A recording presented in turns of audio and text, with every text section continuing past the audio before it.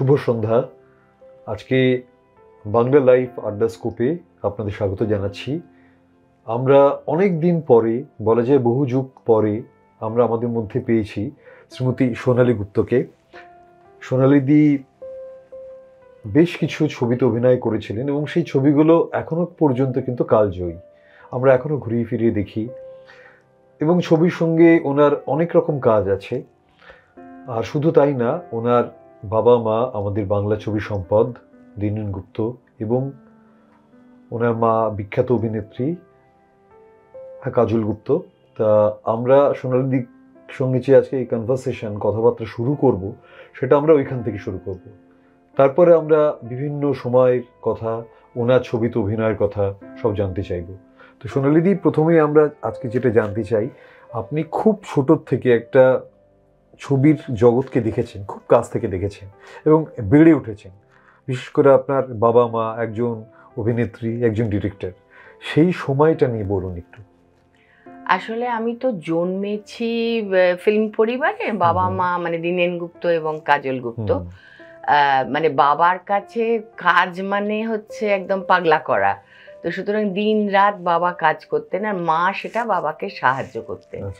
তো একটা জিনিস যেটা ছোটবেলা থেকে দেখেছি, যে পুরো বাড়ির পরিবেশটাই আমাদের, মানে এত বড় বড় লোক আসছে, এত বড় প্রডিউসার, এত বড় ডিরেক্টর, এত বড় ক্যামেরাম্যান, যে মানে তখন অত বুঝতে পারছি না। তখন তো সবাই আমাদের বাবাদের বন্ধু এবং বাবাদের আমরা কেউ কাকু, কেউ মাসি, কেউ কাকিমা, মানে এরকম সেলিব্রিটি ফিলিংসটা নেই। এখনো দিনই ছিল না, এখনো সেটা নেই। এখন মানে অবশ্য এখনকারটা বলতে পারবো না, কিন্তু তখন যে পরিবেশটাই আমরা বড় হয়েছি, মানে ফ্যান্টাস্টিক। মানে আমি নিজেকে গর্বিত মনে করি যে আমি দীনেন গুপ্ত এবং কাজল গুপ্তর কন্যা।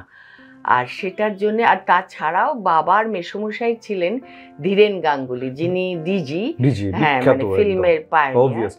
হ্যাঁ, তো সেই জন্যে আমরা ছোটবেলা থেকে এইগুলো দেখেছি, শুনেছি এবং বাবার সঙ্গে সান্নিধ্যে আসার জন্য, মানে প্রত্যেকজন, আর বাবা ভীষণ মিউজিক মাইন্ডেড ছিলেন। তো মানে সলিল চৌধুরী, শ্যামল মিত্র, হেমন্ত মুখার্জি, মানবেন্দ্র মুখার্জি, মানে তারপর কিশোর কুমার, লতা মঙ্গেশকর, আশা ভোসলে, মানে কেউ বাকি নেই। এইখানকার তো আরতি মুখার্জি, মান্না দে, অরুন্ধতী দেবী, অবশ্য অরুন্ধতী দেবী তো বাবার এতে করে, কিন্তু অনেক ধরনের গান, অনেক রকম, মানে সব হিট গান, সাংঘাতিক হিট গান। তো সেই কারণে আমার যার জন্য যেটা হয়েছে, যে আমি নিজে অভিনয় করার আগে আমার যেটা সবার সঙ্গে একটা পরিচয় হয়ে গেছিল, মানে সৌমিত্র কাকু, উত্তমবাবু, সুচিত্রা সেন, অপর্ণা সেন, সুপ্রিয়া চৌধুরী, মানে সবাই আর কি।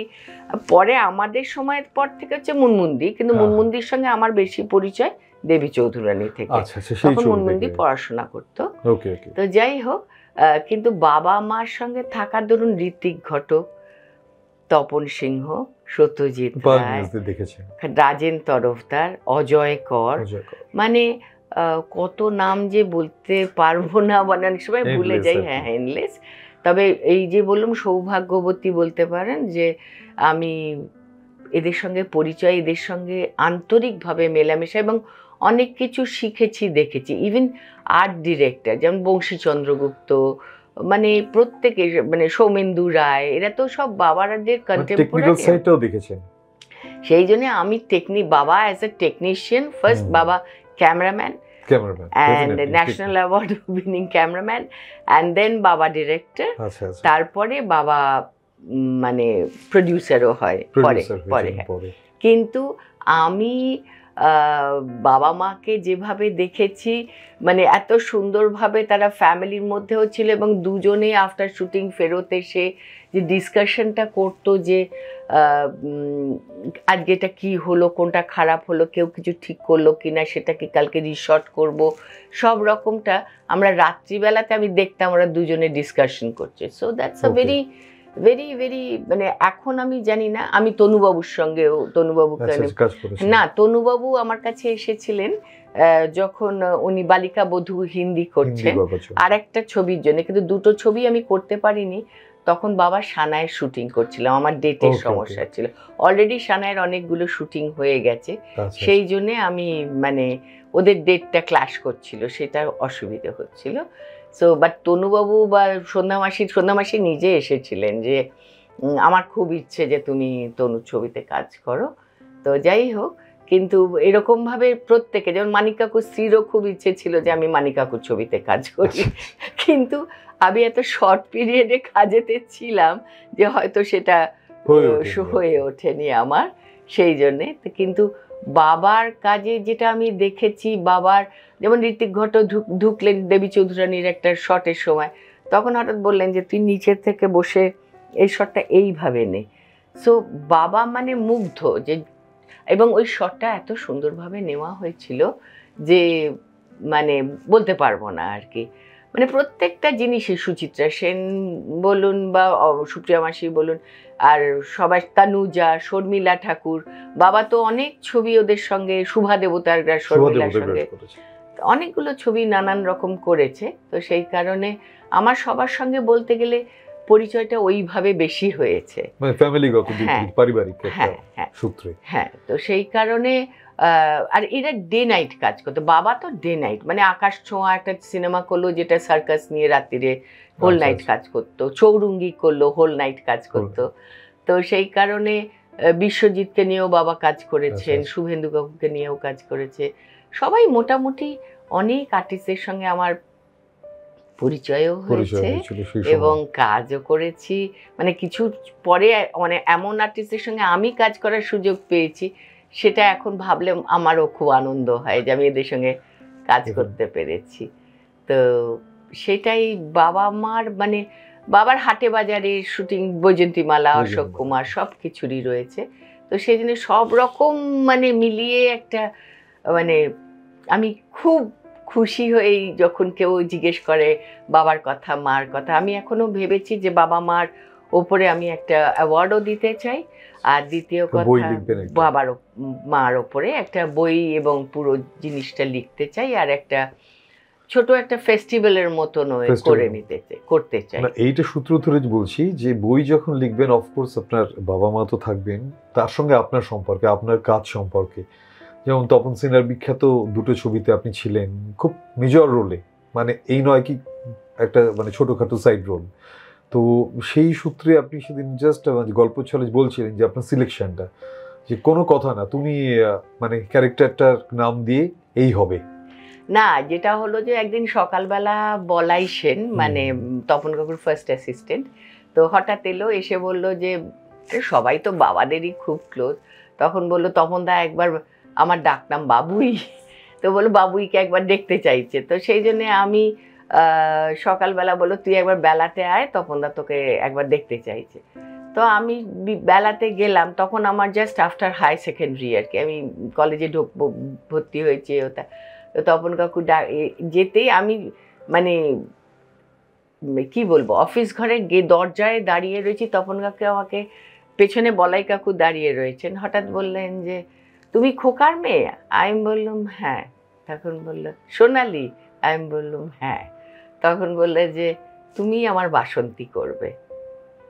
মানে আমি বললো যে করবে তো, আমাকে এমনভাবে জিজ্ঞেস করেছে, আমি তখন বুঝতে পারছি যে কি হচ্ছে। তো তখন ইমিডিয়েটলি হি সিলেক্টেড মি। তখন বললেন যে তুমি, আমি খোকার সঙ্গে কথা বলছি, কাজলের সঙ্গে কথা বলছি, কাল থেকে আমরা রিহার্সাল করব, সো চলে এসো। আচ্ছা আচ্ছা। সো এইভাবে আমার হারমোনিয়ামে ঢোকা। এমনি করে যদি চলতে পারি, এমনি করে গান গাইতে পারি, এমনি করে যদি বলতে পারি তোমায় ভালোবেসেছি, এমনি করে যদি চলতে পারি, এমনি করে গান গাইতে পারি, এমনি করে যদি বলতে পারি তোমায় ভালোবেসেছি। আচ্ছা, আর আপনার তো তপনদার মতো একজন ডিরেক্টরের সঙ্গে কাজ করা, তো মানে অভিজ্ঞতা, মানে ছবি করতে গিয়ে কোনো বিশেষ কোনো একটা ঘটনা বা কিছু সেরকম একটু বলুন না।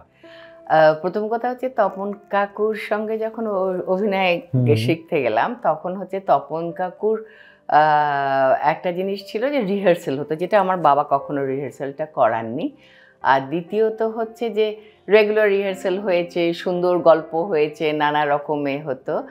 আর আমরা যখন, আমার প্রথম শুটিং হয় শান্তিনিকেতনে, শুটিংটা হচ্ছে একটা গান ছিল এমনি করে যদি চলতে পারে, আমি আর ভীষ্ম, সো ফুল ইউনিট, আর অরুন্ধতী দেবী, আমার মা, তপন সিংহ এবং আমরা সকলে মানে ওটা কি আপনার ওই ব্রিজটার উপর, অজয় ব্রিজটার ওপরে ক্যামেরা, আমরা নিচে। আর একটা জিনিস বলতে পারি, আমাদের এত ছুটিয়েছিলেন এই গানটাতে, মানে এই না খেজুরি গাছ থেকে ওই খেজুরি গাছ, ওই খেজুরের, তা আমাদের রাত্রিবেলা এসে মনে হতো আমাদের পা যেন একদম ছিঁড়ে যাচ্ছে। আর আমাদের তপন কাকুর একটা ছিলেন যে সানলাইটের সব থেকে ভালো সময় হচ্ছে সকালবেলা ভোর 6টার থেকে সকালবেলায় 9টা 10টা, ম্যাক্সিমাম 9টা, আবার দুপুরবেলা থেকে সন্ধেবেলা অবধি। তো আমাদের এরকম একটা শর্ট ছিল, আমরা জলের মধ্যে দুজনে মানে মিউজিকটাতে ঘুরে ঘুরে আসবো, ট্রেনটা পাস করবে, সেই ট্রেনটা পাস করার সময় সূর্য উঠলো না, সেদিন মেঘলা হয়ে গেল, সো একদিন হলো না, আবার পরের দিন হলো। তো যাই হোক, এরকম নানা রকম। আর আমরা যখন এই শুটিংটা করতে যেতাম, তখন আমরা মানে সবাই মিলে গান করতে করতে যেতাম। একটা বাস ছিল আমাদের, সে বাসে করে গান করতে করতে যেতাম, মানে তপন কাকুর সিনেমার গান, মানে আবার আমাদের ছবির গান বা হিন্দি পুরনো গান, সাগিনার গান, সব রকম। তখন ও নিজে ভীষণ ভালো গান করতেন, তো সেই কারণে অনুকুমাসী, মানে অরুন্ধতী দেবী গাইতেন, আমরা গাইতাম, ভীষ্ম তো ভীষণ ভালো গাইতো। তো সেই কারণে আমাদের গান করতে করতে যাওয়া, গান করতে করতে আসা। আর শান্তিনিকেতনে আমাদের বাড়ি, মানে শুটিং থেকে ফেরত এসে সবাই ফ্রেশন আপ হয়ে একটা আড্ডা বসতো। সেই আড্ডাতে আমরা অনেক খবর পেতাম, অনেক কিছু জানতাম। আর যেহেতু অরুন্ধতী দেবী শান্তিনিকেতনে পড়াশোনা করেছেন, শান্তিনিকেতনে বেশি থেকেছেন, আমি ছোটবেলা থেকেই ওনার অনেক কিছু জানতেও পেরেছি। আর রিসেন্টলি যেহেতু ওনার সেন্টিনারিতে দেখানো হলো, সব কিছু এতে আরও বেশি কিছু জানতে পারলাম এবং খুব সুন্দরভাবে করা হয়েছে এটা। আর তাছাড়া আমি তপন সিংহর ছবিতে হারমোনিয়ামে ছায়াদেবীর সঙ্গে মানে গান শুনতে পেয়েছি, অসিত বরণ, সন্তোষ দত্ত, মানে এত লোকের সঙ্গে, কালী ব্যানার্জি, আমার মা, সবাই ছিলেন। তো কুমার রায় ছিলেন। আর সেই জন্য বলছি যে এই সব গুণী লোকেদের সঙ্গে কাজ করার সৌভাগ্য হয়েছিল। আর তারপরে এক যে ছিল দেশেতে, আমি দীপঙ্কর দে, আপনি এবং ছায়াদেবী, রবি ঘোষ ছিলেন। মানে ওটা তো ফাটাফাটি। মানে আমাদের যেটা হচ্ছে, আমরা আমাদের শটেতে বলা হয়েছে রবি কাকুর অভিনয়ের সময় যে কেউ কিন্তু কোনোভাবে, রবি কাকু তো সিরিয়াসলি হাসাতেন, আমরা শট দিয়ে আমাদের মনে হলো শটটা শেষ হলো, আমরা ফেটে পড়লাম হাসিতে। মানে মানে কোনো রকমের দমটা যেন চেপে আমরা রেখে দিয়েছি। বাট মানে এটা রবি কাকুর সঙ্গে অভিনয়টাও একটা বিশাল ব্যাপার, মানে ভীষণ ভালো লেগেছে। আর দীপঙ্কর দাও খুব, প্রেমা নারায়ণ বলে একটি মেয়ে অভিনয় অনেক ছবি করেছিলেন, এসেছিল। সো অনিল চ্যাটার্জি ছিলেন, ওটার সঙ্গে, ওনার সঙ্গে কালী ব্যানার্জি ছিলেন। গল্পটা ইন্টারেস্টিং ছিল, এক যে ছিল দেশে, হ্যাঁ ভেরি ইন্টারেস্টিং। আর গানগুলো মজার ছিল, ভালো ছিল। আর সম্ভবত তপনদার লেখা এবং সুর দেয়া। হ্যাঁ, আর আরেকটা হচ্ছে, এবার হারমোনিয়ামের জন্য আমি আর তপন কাকু একসঙ্গে ফুল এশিয়ান কান্ট্রিজ থেকে গোল্ডেন ক্রাউন অ্যাওয়ার্ড পেয়েছিলাম। আচ্ছা আচ্ছা। সো আমি পেয়েছিলাম গোল্ডেন ক্রাউন আর উনি পেয়েছিলেন সিলভার ক্রাউন। সো তারপর সকালবেলাতে খবর আসছে, ফোন আসছে, সবাই করছে, আমি কিন্তু কিছুই দেখিনি, কাগজে দেখিনি। তারপরে দুপুরবেলাতে উনি ডেকে পাঠালেন, এসো, এরকম একটা ভালো খবর, কত আনন্দে, কনগ্রাচুলেশন। কিন্তু একটা ঘটনা হলো, তুমি গোল্ডেনে গেলে আর আমি সিলভারে গেলাম। সো সেইটাই তো, সেই জন্য আমাদের প্রডিউসাররাও খুব মানে করেছে। এই ছিলেন জালানদা ছিলেন, হ্যাঁ, প্রতাপ আগরওয়াল আর ইয়েতে Jalan. So we have got a গালা টাইম। আমরা দোলেতে খুব হই হই করেছি। দোলে তখন আমাদের একটা গান, স্বরূপ দত্ত ছিলেন, কালী ব্যানার্জি, আরতি ভট্টাচার্য, তারপরে সমিত ভঞ্জ ছিলেন, ভানু বন্দ্যোপাধ্যায় ছিলেন, অনুপ ঘোষাল, সবাই মিলে আমাদের একটা গানের আসরে বসা হয়েছিল। গানটা খুব গান করা হয়েছিল, যত ছবির গান, যত পুরনো ছবির গান।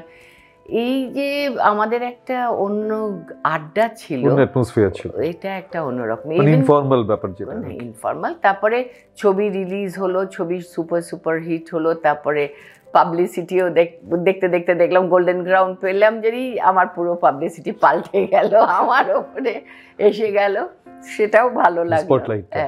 এসে গেল। তো তারপরে এক যে ছিল দেশ হলো, এক যে ছিল দেশও ন্যাশনাল অ্যাওয়ার্ড পেয়েছিল।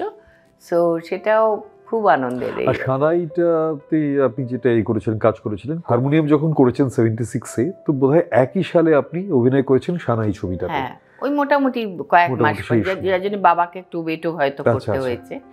কিন্তু সানাইটা বেশ, আমার মা বড়দি, মানে 4 বোনের গল্প। আচ্ছা আচ্ছা। আর তো অনুপ কুমার ছিলেন, সমিত ভঞ্জ ছিলেন, আমার হিরো সমিত ভঞ্জ। আচ্ছা আচ্ছা। সো আমাদের স্কুটারে গান ছিল। তো আপনার লিপিবোধের খুব বিখ্যাত গান আছে লতা মঙ্গেশকরের।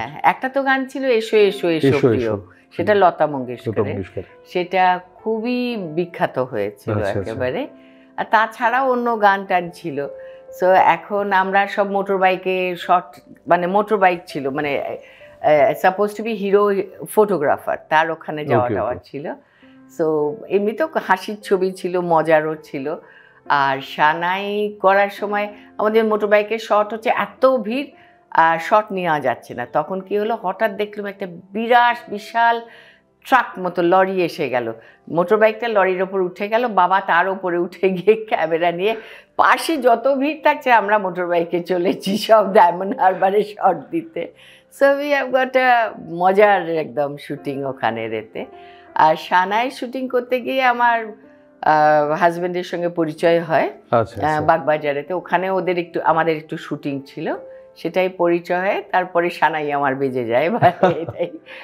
আর কিন্তু সানাইটাই আমরা খুব মানে একসঙ্গে এনজয় করি। প্রথম প্রতিশ্রুতিটা করেন কবে? প্রথম প্রতিশ্রুতি আমার প্রথম ছবি। কারণ প্রথম ছবি কোনো মেয়ে পাচ্ছিল না, হঠাৎ করেই মা আমাকে একটা সাদাসিধেভাবে শাড়ি পরিয়ে আর নাকছাবি পরিয়ে একটা বাড়ির পেছনে বাগান ছিল, তার মুখে দাঁড়িয়ে বাবাকে বললে ছবি তুলতে। বাবা অ্যাকচুয়ালি, আমার বাবার কিন্তু খুব একটা মত ছিল না যে আমি ফিল্মে, এই ব্যাপারটা তখন খুব কমন ছিল। হ্যাঁ, মানে কেন ছিল না সেটা আমি জানি না। অভিনয় তো নয়, মডেলিং তো আরোই নয়। মানে বাবাকে কিন্তু বোঝা যেত না যে বাবা এত স্ট্রিক্ট। কিন্তু যখন আমার অভিনয় করার মানে ঠিক হলো, প্রথম দিকে বাবা আপত্তি একটু মানসিকভাবে আমার মনে হয়েছিল, তখন ছোট ছিলাম বলে হয়তো বুঝতে পারিনি। তো যাই হোক, প্রথম প্রতিশ্রুতির আমারকে সিলেক্ট করেন অ্যাকচুয়ালি প্রডিউসার অসীম দত্ত, প্রিয়া সিনেমা, অসীম দত্ত। তো সেই কারণে তারপর শুটিং শুরু হয়ে যায়, তারপরে ছবি শেষও হয়ে যায়। তারপরে আমার পড়াশোনার জন্য কিছুদিন গ্যাপ ছিল। কিন্তু ওই প্রথম প্রতিশ্রুতিতে আমি অনুভা দেবী, পদ্মা দেবী, পার্থ মুখোপাধ্যায়, গীতা দে, ভারতী রায়, বসন্ত চৌধুরী, নৃপতি চট্টোপাধ্যায়, ভেরি স্ট্রং, এবং তার সঙ্গে আমার মাও ছিলেন, আর আমার হিরো হয়েছিলেন পার্থ মুখার্জি। সো আমি তখন এতই ছোট ছিলাম, আমি অবশ্য সব ছবিতেই খুব মজা করতে ভালোবাসতাম, মানে এটার কোনো রকম ছিল না। তখন নোলক পরিয়ে, মানে খালি গায়ে একটা শাড়ি পরিয়ে ছেড়ে দিত আমাকে। আমিও হয়তো হঠাৎ হিরোইনকে খুঁজে পাওয়া যাচ্ছে না, কোথায় গেল না, খড়ের গাদায় ঘুমোচ্ছি। তারপর আমাকে ডেকে বললো শট আছে চলো, আবার চললাম। তা আমরা ওটা করেছিলাম এতে, মানে মল্লিকপুরের ওদিকেতে, সোনারপুর মল্লিকপুর ওদিকেতে সেট করেছিল। সো আমরা ভোরবেলা চলে যেতাম, রাত্রিবেলাতে ফিরতাম। তো সেই জন্য প্রথম প্রতিশ্রুতিটায় আমার একটা অদ্ভুত, মানে পরে তখন তো আর এরকম ডাবিং যখন দিয়েছি, অল্প ডাবিং ছিল, ডাইরেক্টে ছিল। কিন্তু যখন সিনেমাটা দেখলাম তখন আমার মনে হয়েছিল যে আবার যদি রিশুট করা যেত, আমি বোধহয় আরেকটু বেটার অভিনয় করতাম। কিরকম যেন না বুঝে অভিনয়টা করেছিলাম। সো কিন্তু আমাকে আশাপূর্ণা দেবী একটা প্রেসতে এসে বলেছিলেন যে আমি সত্যবতীকে লিখেছিলাম, সত্যবতীকে তুমি যেভাবে রূপ দিয়েছো, সত্যবতী একেবারে জীবন্ত। হ্যাঁ, কিন্তু সেদিন উনি আমাকে রাত্রিবেলা নিয়ে গিয়ে ওনার বাড়িতে খাইয়েছিলেন। কিন্তু তখন আমার মনে হয়নি যে ওনার কাছ থেকে একটা কিছু লিখিয়ে নেব, যে উনি এত বড় একটা আশীর্বাদ দিলেন, এত সুন্দরভাবে আমাকে বললেন। তো আমি মানে পরে, আমার অনেক পরে মনে হয়েছিল যে এখন যেরকম সময়ে আমরা চলছি, আশাপূর্ণা দেবীর কাছে হয়তো বললে উনি হয়তো সুন্দর করে লিখে দিতেন। উনি অত্যন্ত সিম্পল ছিলেন। আরেকটা ছিল যে যেটা খুব এক্সেপশনাল, তখনকার দিনে লেখক লেখিকারা অনেক সাহিত্য করেছেন, তাদের সব সাহিত্য নিয়ে সিনেমা হয়েছে, বেশিরভাগ লেখক লেখিকারা খুশি হননি।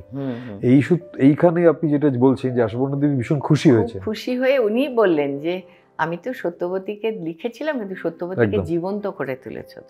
তো সেটা একটা বিরাট পাওয়া আমার। নিশ্চয়ই, ডেফিনেটলি তাই। এটা এখন মানে তারপরে তপনদার ছবি করলেন, সানাই করলেন, তারপরে আর কোনো কাজ করলেন না কেন? না, তারপরে আমি করেছি। তারপরে আমি এক যে ছিল দেশ, তারপর রজনী, তারপরে আরেকটা ছবি করেছিলাম বন্ধন, তারপরে আরেকটা ছবি করলাম প্রিয়তমার তখন। তারপরে আমি আমার বিয়ে হয়ে যায় বলে আমি বেশ কিছুদিন একদম বন্ধ ছিল। আমাকে ঋতুপর্ণ বলেছিলেন যে আমি ওর একটা ইন্টারভিউ করতে গেছিলাম বাবা আর আমি, তখন বলেছিলেন যে সোনাইদি আমার খুব ইচ্ছে ছিল তোমার সঙ্গে কাজ করার, কিন্তু আমাকে সবাই বললো তুমি কাজ করবে না। তাই বললাম হ্যাঁ আমি সত্যি কাজ করছিলাম না। তো সেই জন্যে অনেক ডিরেক্টররাই জিজ্ঞেস করেছে, অনেক কিছু বলেছে, সেই সময়টা আমি কাজ করিনি। আচ্ছা আচ্ছা। তো সেই জন্য তখন আমার সংসার, তখন আমার ছেলে মেয়ে সব কিছু নিয়ে আমি খুব খুশিভাবে আমার ফ্যামিলি লাইফ লিড করছিলাম। এই হচ্ছে।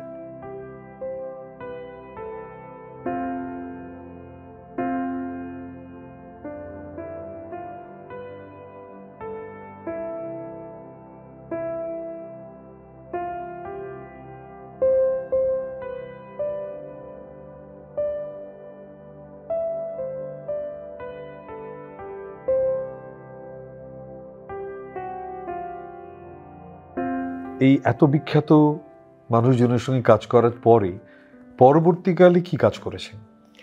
আমি আফটার আই থিঙ্ক 35 ইয়ার্স অনেক জোর করে আমাকে শৈবাল মিত্রর একটা ছবি সজারুর কাঁটায় ঋতিমান চট্টোপাধ্যায়ের সঙ্গে আমি আবার কাজ করলাম। আচ্ছা আচ্ছা। খুবই ভালো লাগলো। কঙ্কনার ছিল, ইন্দ্রনীল ছিলেন। তো সেই জন্যে সেটার একটা খুব সাসপেন্স থ্রিলার, সেটাতেও আমি সত্যবতী। আচ্ছা আচ্ছা। তো সত্যবতী প্রথম, তারপর আবার ব্যাক করলাম ও সত্যবতীতে। তো সেটা কাজ করলাম। তারপরে আবার একটু গ্যাপ ছিল, তারপরে আবার প্রজাপতি বিস্কুট করলাম, সেটা অনিন্দ্য চট্টোপাধ্যায়ের। অনিন্দ্য আমাকে খুব ইনসিস্ট করলো যে এই চরিত্রটা আপনাকে ছাড়া একেবারে কাউকে মানাবে না, তো আপনাকে করতেই হবে। সো আমাকে খুব করার জন্য, সেটাও সব নতুন ছেলেমেয়েরা কাজ করলো, ঈশা করলো, খেয়ালির ছেলে অভিনয় করলেন। তো সেই সব মিলে আমরা একসঙ্গে কাজ করলাম, ওটাও খুব হিট ছবি। আর নন্দিতাদি শিবপ্রসাদের প্রোডাকশন, আর অনিন্দর এটা আমি করলাম হচ্ছে প্রজাপতি বিস্কুট। তারপরে আবার একটু গ্যাপ, তারপরে আমাকে জোর করে আরেকটা হলো SBF এর পাপ, যেটাতে আমরা পুরনো মানে লাহাবাড়িতে শুটিং হলো, একটা বিরাট গ্রুপ আমাদের সব মেয়েরা সবাই ছিল। ছবি আমাদের ঠিক মনে হলো আমরা একটা ফ্যামিলির মতন। ওটা দুটো ওয়েব সিরিজ, একবার প্রথম হওয়ার পর লকডাউন হয়ে গেল, তারপর আবার লকডাউনটা উঠবো তখন আবার সেটা হলো, সেটাও আমরা শেষ করলাম। আর ইদানিংকালে আমি জাস্ট রিসেন্টলি একটা ছবি শেষ করেছি, সেটা হচ্ছে অনিরুদ্ধ রায়চৌধুরীর, জয়া আসান, আমি, ধৃতিমান, বিশ্বজিৎ চক্রবর্তী, আর কি বলে আরও ওর সবাই আছে। ভেরি হোপফুলি খুব ভালো হবে। আর আই এম ভেরি এক্সাইটেড অনিরুদ্ধর সঙ্গে কাজ করতে পেরে। ওদের টিম এবং ওদের সব কিছুটা আমার খুব এনজয় করেছি। আর ওর যে ক্যামেরাম্যান অভিক আমার অনেক কালের খুব প্রিয় ছিল। সো আমি খুব খুশি হয়েছি এই টিমের সঙ্গে কাজ করতে। হোপফুলি ওটা আমাদের মার্চ এপ্রিলে রিলিজ করবে। হ্যাঁ, আবার অনিরুদ্ধ নেক্সট ছবি নতুন শুরু করতে যাবে, হয়তো সেটাতেও আমি কাজ করব। ফ্যান্টাস্টিক। আচ্ছা, আর একটা লাস্ট আপনাকে জিজ্ঞাসা করব, মানে আমরা যে ছবিগুলো দেখেছি তাতে আমার নিজের মনে হয়নি আপনার মায়ের অভিনয় শৈলী যেটা, সেটা কি কখনো প্রভাব বিস্তার করেছে আপনার উপরে, না আপনি নিজের মতনই অভিনয় করে গেছেন? না, মার অভিনয়ের মধ্যে মায়ের সঙ্গে আমার কোনোদিনই মিল ছিল না, কারণ মা বরাবরই খুব শান্ত এবং মার একটা অন্য পার্সোনালিটি ছিল। She is highly dignified. আর আমার তো মনে হয় এত সুন্দরী উনি ছিলেন যে ওনার সাজারও দরকার হতো না। অগ্নিস্বরেও খুব প্রকাশ পেয়েছে। অগ্নিস্বর, যতুগৃহ তো তাই। অনেক ছবি মার, মানে অযান্ত্রিক, অন্তরিক্ষ, মা ইজ সো বিউটিফুল, আর মা এত শান্ত, আর আমি একদম মার উল্টো একেবারে। সুতরাং মায়ের সঙ্গে আমার মনে হয় না কোনো মিল আছে অভিনয়ের দিক দিয়ে, কিন্তু মায়ের সঙ্গে আমার যেটা মিল আছে সেটা হচ্ছে গলা। আমাদের দুজনের গলাটা খুব মেলে, সেটা একটুখানি খানিকটা মানে বেশ ভালোটাই মেলে। এবং আগে বাবাও প্রায় মাঝে মাঝে ফোন করলে ভুলে বুঝতে পারতো না যে আমি না মা, এরম হতো। কিন্তু মা is highly dignified, graceful and সুন্দরী কাজল গুপ্ত। আচ্ছা, আমরা আজকের এই যে সাক্ষাৎকার মানে বলবো না, গল্প শুনলাম, গল্পের একদম শেষ, একদম আড্ডার একদম শেষ দিকে চলে এসেছি। ছবি করেছেন, বিভিন্ন মানে প্ল্যাটফর্মে করেছেন, কাজ করেছেন বিভিন্ন ডিরেক্টরের সঙ্গে।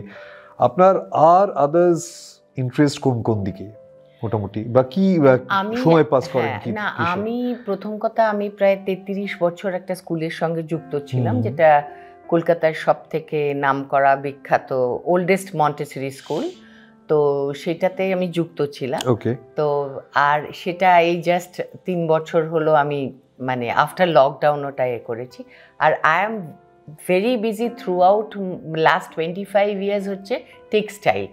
সো আমার যেটা হচ্ছে craft council of India, craft council, world craft council এবং তাঁতিদের সঙ্গে কাজ করা, রিভাইভ করা। সো সেইগুলো নিয়ে আমি প্রচুর কাজ করি, প্রচুর সময় দিই, কনফারেন্সে যাই এবং কলকাতাতেও কাজ করি।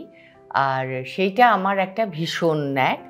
আর এছাড়া আমি আর্ট নিয়ে, আমি বাসু ফাউন্ডেশনের সঙ্গে রয়েছে আমার ছেলের, চিত্রকলার বিষয়। হ্যাঁ, তো আর্ট নিয়ে হিজ কিউরেটিং, আমি ওটাতে রয়েছি। সুতরাং আমার জামাইও ফটোগ্রাফি নিয়ে কাজ করছে। তো দুজনেরই মানে আর্ট এবং ফটোগ্রাফি, এবং আমার মেয়ে এবং বৌমা ফ্যাশন নিয়ে রয়েছে। So naturally textile, fashion, art এইসব নিয়ে, হ্যাঁ। আর আমার হাজবেন্ড অমিত বাসু, যিনি হচ্ছেন সলিসিটার, লয়ার, বাট আমাদের সবাইকে ভীষণভাবে মানে এই দিকটা পছন্দ করেন, কোঅপারেট করেন আমাদের, এটাই হচ্ছে। আর আমরা যেটাই করি সবাই মিলে করি, খুব মজা হয়। আমরা খুব হলিডে করি, প্রচুর হলিডে করি, আমরা প্রচুর জঙ্গলে যাই, আমরা জঙ্গলের ছবি, আর আমি ভীষণ ছবি তুলতে ভালোবাসি।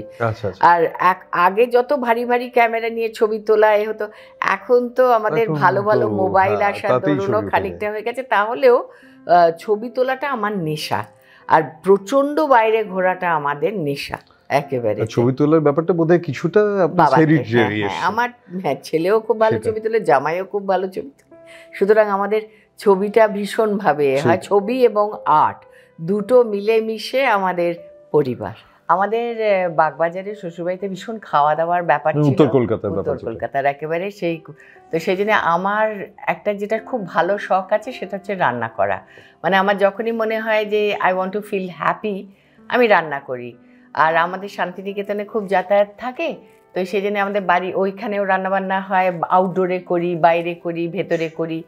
আর কলকাতাতেও আমাদের খুব রান্না বান্না, খাওয়া দাওয়া আমরা সবাই খুব এনজয় করি। আমার নতুন ছবি রিলিজ হবে, আমি খুব আনন্দ পেয়েছি এই ছবিটিতে অভিনয় করে। এবং টিম ওয়ার্ক যেটা হয়, যে বাবা বা রপন কাকু বা আগেকার পরিচালকদের সঙ্গে যখন কাজ করতাম, মনে হতো একটা পরিবার। যেদিনকে শুটিং শেষ হয়ে যায় খুব মন খারাপ লাগতো যে শেষ হয়ে গেল, যেন এই ভালো সময়টা চলে গেল। সেই ফিলিংসটা আমি অনিরুদ্ধ ছবিতে কাজ করতে গিয়ে পেয়েছি। এবং থ্যাঙ্কস টু অনিরুদ্ধ আমাকে আবার জোর করে, ওই টাইপের ছেলে, ইনফ্যাক্ট খুব হই হই করে সবার সঙ্গে সবকিছু কাজ করার খুব মজা করেছি একদম। তো আমরা আজকে আড্ডায় আপনাকে পেলাম, অনেক গল্প শুনলাম, সেই যুগ এই যুগ দুটো মিলিয়ে। আমরা এক্সপেক্ট করব যে আবার কোনো সময় ভবিষ্যতে অন্য কোনো অবকাশে আরো কিছু আপনার কাছ থেকে শুনবো আমরা। অবশ্যই অবশ্যই। ঠিক আছে, ধন্যবাদ, অনেক ধন্যবাদ। Thank you.